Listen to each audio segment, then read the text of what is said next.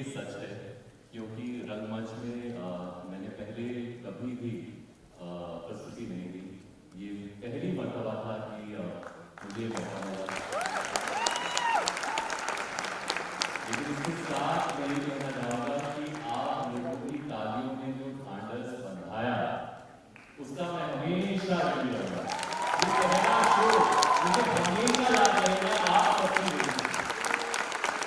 तो दिल से आप सभी को बहुत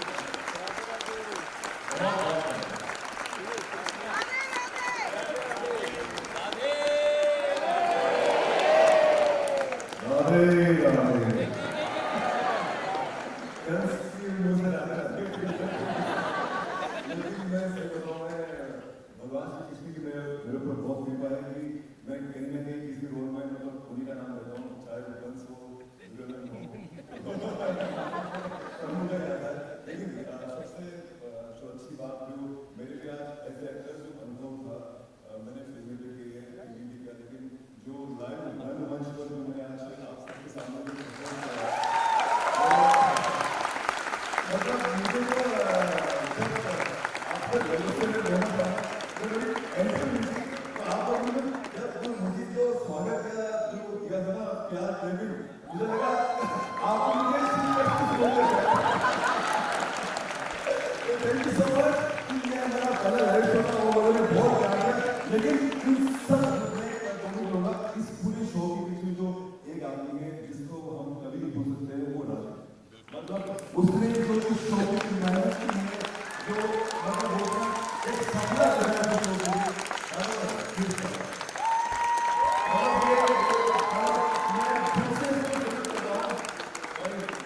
आपको आपने जो सपना देखा वो सपना आपने पूरा किया भाई।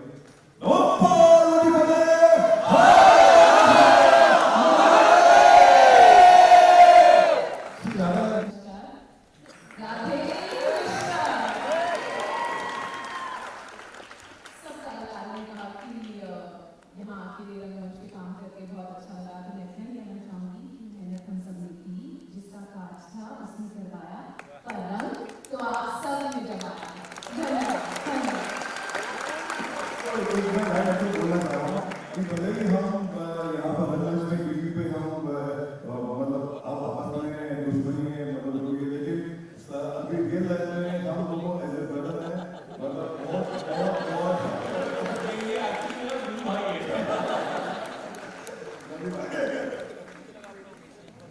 धन्यवाद। आप सभी का बहुत बहुत धन्यवाद।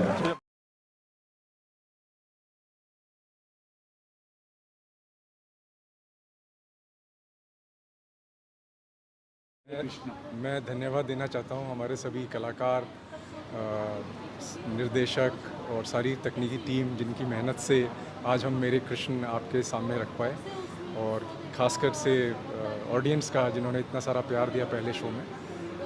बहुत बहुत बहुत खुशी हुई है देख के, और ये आज हमारा पहला शो है और यही प्यार रहेगा तो हम हज़ारों शो करेंगे। कृष्ण के रूप में सौरभ जी काफ़ी अर्से के बाद कैसे इनको मनाना, क्या हुआ? जब हम ये प्ले कर रहे थे तो राजीव जी के मन में कृष्ण जी के लिए एक ही नाम था हम सबके, कि वो सौरभ हों, और कृष्ण जी की कृपा रही कि सौरभ जी ने हाँ कर दी।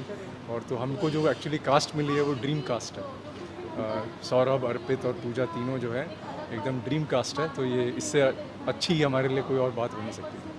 काफ़ी अच्छा रिस्पॉन्स मिला, तो क्या अगला पड़ाव क्या प्लान? नहीं, अब तो यही है, हम अगले शो करें। अभी अगले महीने हम अहमदाबाद में शो कर रहे हैं 28-29 मार्च को, और फिर बॉम्बे में दोबारा आएंगे 1, 2, 3 मई को नेहरू सेंटर में। सो जनता से यही दरख्वास्त है कि वो आते रहें और प्यार देते रहें। Thank you. इतने वर्षों के बाद फिर से श्री कृष्ण की भूमिका निभाने का मौका मिला, और इस बार टेलीविज़न पर नहीं, रंगमंच पर। ये पहली बार है जब मैं रंगमंच कर रहा हूँ, वो भी इस किरदार के साथ। तो मैं बहुत बहुत अपने आप को भाग्यशाली मानता हूँ। आई रियली होप कि आप हमारा शो मेरे कृष्ण आपके घर के पास जब भी लगेगा, या थोड़ा सा अगर दूर भी आना पड़े, तो आप वो शो देखने के लिए ज़रूर आएंगे। मेरी यही कामना है। सर रिस्पांस मिला है आज, क्या कुछ कहेंगे इस बारे में? जो रिस्पांस लोगों के आंखों में आंसू भी था, मैंने देखा मैंने फिल्म में। बहुत ढांढस बंधाया लोगों ने, क्योंकि मेरा पहली बार था जब मैं रंगमंच के ऊपर अभिनय कर रहा था।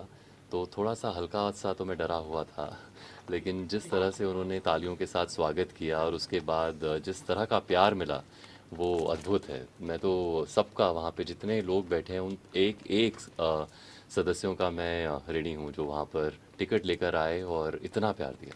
सर जिस तरह से आज का जो ज़माना है, इंस्टाग्राम ज़माना है, टिकटॉक का ज़माना है, इस ज़माने में प्ले करना, प्ले होना, देखने आना लोग, ये फिर क्या कहेंगे आप?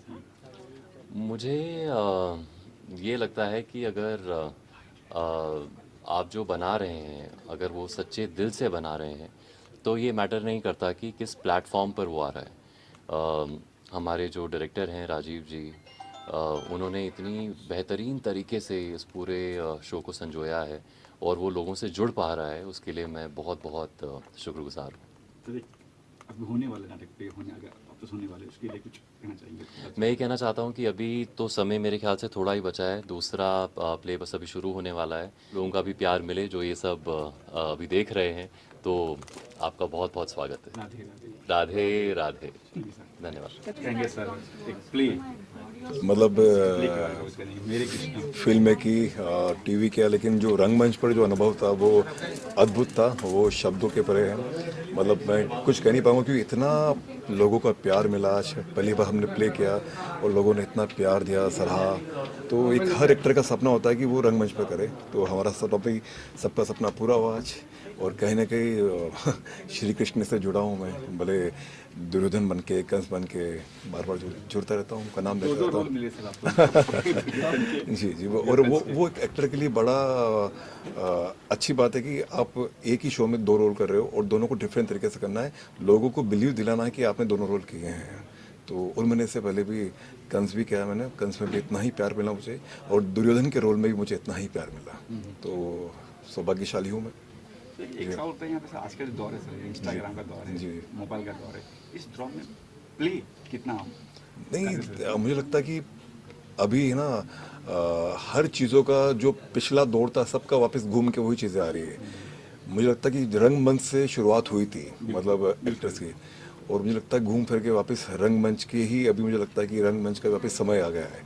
मतलब हर कोई आदमी रंगमंच को दिखना चाहता है, उतना ही प्यार देना चाहता है। तो मुझे लगता है कि हर चीज़ रिपीट होती है, मतलब अच्छा, इस तरह से होने चाहिए बार बार ताकि लोगों को बिल्कुल बिल्कुल awareness आए। बिल्कुल। क्योंकि ऐसे शो में ना हमेशा लोगों का जो कनेक्शन होता है वो बिल्कुल आमने सामने होता है, जो तो मुझे लगता है कि बहुत अद्भुत है और ऐसे शोज हमेशा बनने चाहिए और ये शब्दों के परे हैं। तो अभी हमारा नेक्स्ट शो है, तो मिलेंगे जल्दी, ठीक है ना। प्ले के लिखने के दौरान मुझे ये हमेशा आभास होता रहा, जितने भी दृश्य लिखे, और सच बात तो जो मैंने कही वही है कि लिखवाने वाला कोई और है, बिल्कुल माध्यम उसने मुझे चुन लिया है। जी जी तो जैसे जैसे जो दृश्य मैं लिखता गया, और होता ये है कि जब हम किसी दृश्य को लिखते हैं उतने समय तक वो दृश्य मेरे सामने होता है।